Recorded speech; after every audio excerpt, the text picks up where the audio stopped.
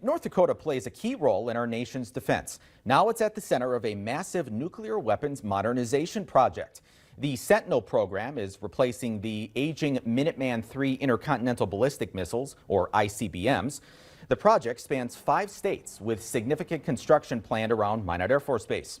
It's also an expensive undertaking, as the program has already seen cost hikes and multiple delays. Last year, news that the program had gone 37% over its budget triggered an automatic review of its plans. Matt Dakota, who authors the Nuclear Notebook at the Federation of American Scientists, discussed some key points of the project with North Dakota journalists at a special informational session today that was put on by the North Dakota Monitor.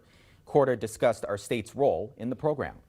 The people of North Dakota, they are living among nuclear missiles on their land, right? That is not something that every state can say. And so North Dakota is quite unique in that sense. And so, there are going to be a lot of changes and people are going to feel them. Construction has yet to begin in North Dakota, though work is underway at Warren Air Force Base in Wyoming. Experts say these weapons could remain in place for 50 to 70 years.